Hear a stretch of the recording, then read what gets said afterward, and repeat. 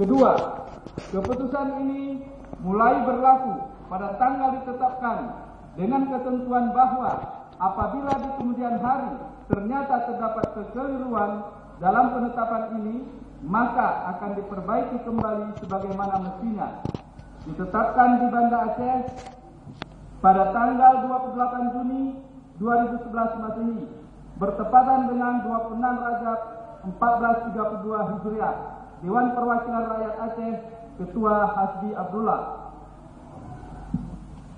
Ketiga, rancangan keputusan Dewan Perwakilan Rakyat Aceh nomor 6/DPRA/2011 tentang persetujuan rancangan Kanun Aceh tentang pemilihan gubernur, wakil gubernur, bupati, wakil bupati, dan wali kota, wakil wali kota, menjadi Kanun Aceh tentang pemilihan gubernur, wakil gubernur, bupati, dan wakil